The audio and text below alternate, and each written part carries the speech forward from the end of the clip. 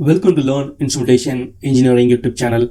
In today's video, we are going to discuss about digital input loop diagram.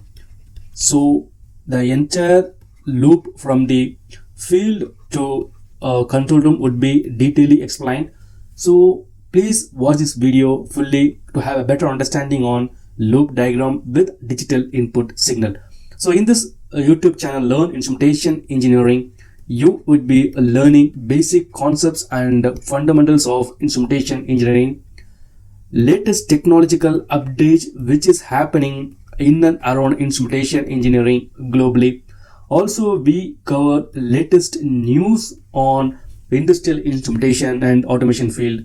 So if you're a budding instrument student or an instrumentation engineer or expertise in the field of instrumentation engineering, do subscribe to our channel, Learn Instrumentation Engineering YouTube channel, and I am pretty sure I create more value addition to your knowledge. Okay, this is a digital input signal. Okay, so let's call it as DI. So this digital input signal might be a feedback switch or a pressure switch or a temperature switch, or it might be a digital signal that would be generated in the field. So in today's video, we are going to discuss how this digital input is getting into the DCS. So this is the field, this is the first section, and this is ICS rack room. In ICS rack room, we could divide the single section into two. This is the marshalling rack or the marshalling cabinet panel, and this is the system cabinet where we do have the system panels.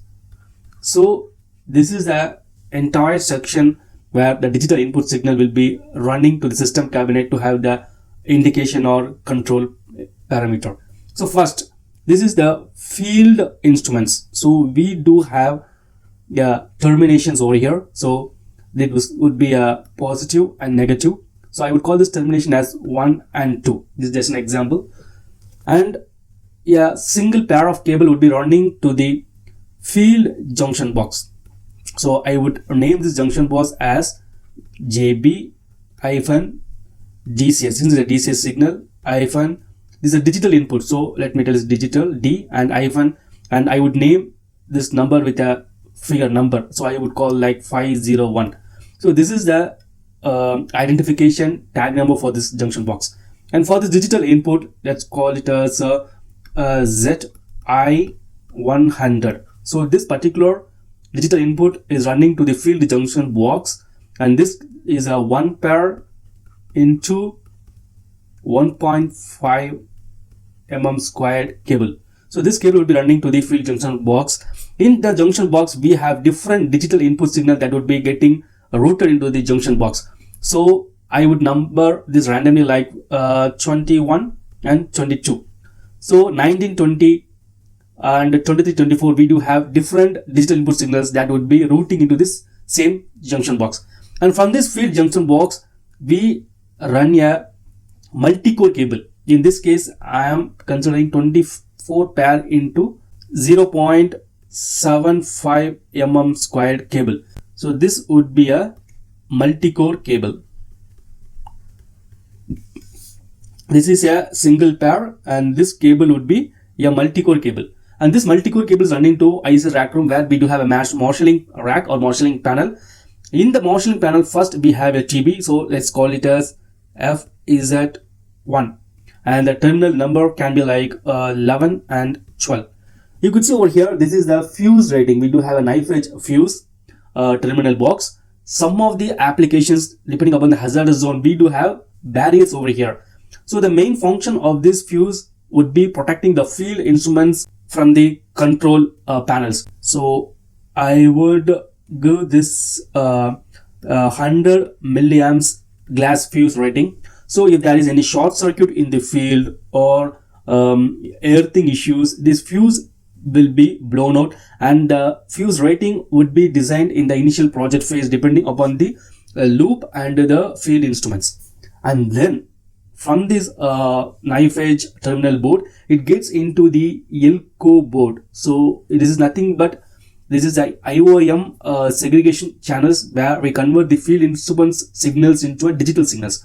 And for example, I would name here as I would call it as 3A, 3B. Let me tell you why I give it this random number. This is the channel number. That's why I call the 3A, 3B. Since I use a channel 3A, 3B, I would call it as channel 3. So this is channel 3 and this is a Elco board where this particular field instruments would be connected to this Elco board in the terminal number 3A, 3B where we call it as channel 3. This is a random selection. Depending upon the loop, the channel number will vary from 1 to 16 or even 32. And that depends upon the digital input code. And this Elco board will be powered by 24 volt DC, which would be a redundant power supply. So if this power supply fails, this will take and vice versa. So that this Elco board would be always having a power supply. So this signals will be converted into digital format and this gets into the system cabinet, and this is nothing but the digital input card. And we have seen as this is a single pair into 1.5 square mm cable which runs from the digital input field instruments to the field junction box. From field junction box to marshalling panel, it comes in a multi-core cable. It comes in a multi-core cable, and from the Elco board to digital input card, we consider a prefab cable. So what is basically a prefab cable? This is the channel 3. Similarly, we do have channel 1, 2 till 16 or 32. In this case, we consider 16.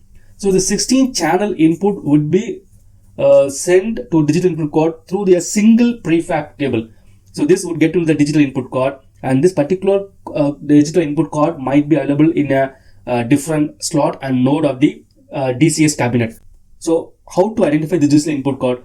Normally in system cabinet, we have node interfacing unit where we have node number, slot number and channel number. In this case, randomly I would take this to be a like node 1, slot 2, channel 3. So already we have considered this to be a channel 3. So in this digital input card would be placed in node 1, slot 2, channel 3. Already I have detailed discussed about system cabinet panel in our previous video. So you could see that video for a better understanding. Let me precisely explain over here. This is the node interfacing unit. So it starts with power supply unit, redundant power supply unit, PSU, right? PSU, LED power supply. Then we do have a CPU unit. Again, it comes with redundant CPUs, CPU. So this is left and this is right. And this would be considered as slot 1, slot 2 and so on. So in this case, this is a single node. Okay, so we used to call this a node 1. Similarly, we have different nodes, node 2, node 3 and so on.